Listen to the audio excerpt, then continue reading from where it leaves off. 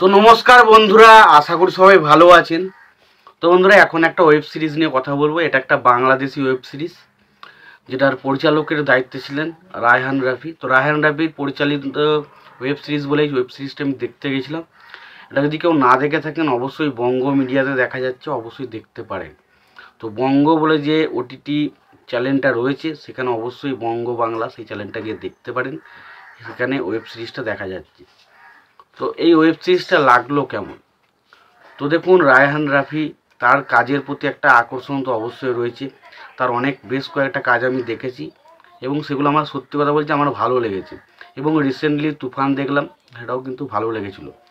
তবে এই যে ব্ল্যাক ম্যানি, সেই জন্যে আমি কাজটা দেখতেছিলাম, কারণ নামটার মধ্যে একটা কেমন একটা গন্ধ রয়েছে এবং মনে হলো না, কাজটা খুব ভালো হতে পারে। তো এই যে আশাটা নিয়ে আমি বসেছিলাম, দেখলাম আমার কি সেই আশাটা পূরণ হলো? তো সেটাই আপনাদেরকে জানাবো। তো দেখুন, আমি একটা কথা প্রথমে শুরুতেই বলে দিই, এই ওয়েব সিরিজটা যদি এক কথায় আমায় বলতে হয় কেমন লেগেছে, আমার মনে হয়েছে এই ওয়েব সিরিজটা একটা এভারেজ ওয়েব সিরিজ। এভারেজ কেন বলছি এভারেজ? তার কারণ হচ্ছে এখানে অনেক কিছু ছিল, যে কনসেপ্টটা নিয়ে আসা হয়েছে, গল্পটা যেটা নিয়ে আসা হয়েছে, সেটা খুবই দারুণ। বাট সেটা কোথাও না কোথাও আমাদের মধ্যে কিন্তু দাগ কাটতে পারে না।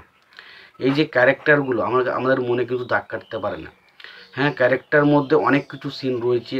এবার দেখুন, এই ক্যারেক্টারগুলো, এই সিরিজটা যদি ছোট্ট করে আমি গল্পটা বলি, কোনো রকম স্পয়লার না দিয়ে, যে একটা ট্রাকে কিছু টাকা থাকে এবং সেই টাকাগুলো হঠাৎ করে একটা হোটেলের মধ্যে চলে আসে, এবং সেই হোটেলে আসার পর কিভাবে কারা কারা কিভাবে এই টাকার পেছনে পড়ে যায় এবং শেষ পর্যন্ত এই টাকাটা কে পায়, এটা নিয়ে হচ্ছে ওয়েব সিরিজটা, যেটার নাম হচ্ছে আমাদের ব্ল্যাক মানি। এবার দেখুন, এখানে অনেক বড় ভালো ভালো অভিনেতাদের নেওয়া হয়েছে, বাট তাদের ক্যারেক্টারগুলো কোথাও না কোথাও আমাদেরকে সেই মনে দাগ কাটতে পারে না।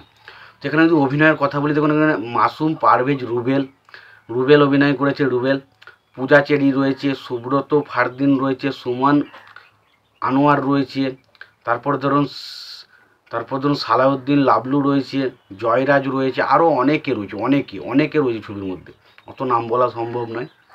তবে প্রত্যেকেই তার জায়গায় যে কাজটা করেছে, বলবো না যে তারা কাজ খারাপ করেছে, তাদের অভিনয় খারাপ লেগেছে, তাদের কাজ আমার যথেষ্ট ভালো লেগেছে।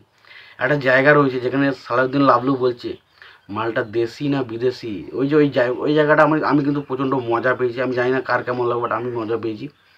সালাউদ্দিন লাবলুর কথা বলার ধরনটা একটু অন্যরকম, ওর দেখতে বেশ মজা লাগে। পাশাপাশি এখানে যে সমস্ত গ্যাংস্টারগুলোকে দেখানো হয়েছে, সেটা খুবই ভালো, তাদের কাজ ভালো, প্রত্যেকের কাজ ভালো। কিন্তু কোথাও না কোথাও গিয়ে সেই ক্যারেক্টারগুলোর সাথে আমরা রিলেট করতে পারি না। এই ছবিটার দেখুন, খুব ভালো, আমি একটা কনসেপ্ট, খুব অসাধারণ একটা কনসেপ্ট ছিল, কিন্তু সেই কনসেপ্টটাকে ভালোভাবে এক্সিকিউট করা হয়নি, ফলে আমাদের সাথে সেই জিনিসটা খুব একটা আমাদের সাথে আসে না। এবং একটা কথা বলি, এই সিনেমার বিষয়বস্তুটা আরও অনেকটা ভেতরে নিয়ে যাওয়া যেতে পারতো এবং অনেক কিছু দেখানো যেতে পারতো। সেই টুইস্ট অ্যান্ড টার্ন কিন্তু আমরা ওয়েব সিরিজটার মধ্যে সেরকম কিছু দেখতে পাই না।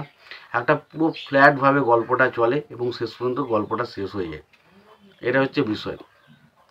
এবার যদি আমরা এখানে প্রথমত বললাম গল্প এবং মানে স্ক্রিন প্লের মধ্যে কিছুটা তো ত্রুটি রয়েছে, এবং এই গল্প স্ক্রিন প্লের কাজ কিন্তু করেছেন রায়হান রাফি সহ আরও অনেকে কিন্তু কাজ করেছেন, কিন্তু এর মধ্যে কিন্তু ত্রুটি বিচ্যুতি রয়েছে। এবার যদি আমরা সিনেমা, ফটোগ্রাফি, এই সমস্ত কাজগুলো দেখুন, এই দিক দিয়ে কিন্তু রায়হান রাফি কিন্তু যথেষ্ট বেশি উন্নত, এবং সে অনেক ভালো ভালো কাজ করেছে এবং সে জানে সেগুলো কীভাবে কাজ করতে হয়, সে যেগুলো তো যথেষ্ট ভালো কাজ করেছে। এবং পাশাপাশি ব্যাকগ্রাউন্ড স্কোর বেশ ভালো। এখানে যে আইটেম সংটা রাখা হয়েছে, পূজা চেরি যে গানটায় নেচেছে, সেটা দেখতে হেভি লাগে, সে গানটা শুনতেও খুব ভালো। এবং পাশাপাশি আমরা যদি কালার গ্রেডিং বা ক্যামেরা অ্যাঙ্গেলের কাজগুলো বলি, সেগুলো কিন্তু বেশ ভালো, কালার গ্রেডিং যথেষ্ট ভালো, এবং ক্যামেরা সমস্ত দিক দিয়ে ঠিকঠাক একটা ওয়েব সিরিজ। এবং এটা সত্যি কথা বলছি, ওয়েব সিরিজটা এই কারণে আমার খুব একটা আমার কাছে মনোভূত হয়নি, তার কারণ ওয়েব সিরিজটার যে বিষয়বস্তুটা, সেটা দারুণ কিছু হতে পারতো, আপনাকে টান টান উত্তেজনা রেখে দিতে পারতো, কিন্তু কোথাও না কোথাও গিয়ে এই গল্পটা সেই জায়গায় ফেল করে। তো সত্যি কথা বলতে আমার কিন্তু ওয়েব সিরিজটা থেকে প্রচুর আশা ছিল, বাট সেটা আমার কিন্তু ভালো লাগেনি। আমার কিন্তু এটা এভারেজ লেগেছে। জানি না আপনাদের কেমন লেগেছে ওয়েব সিরিজটা, জানাবেন।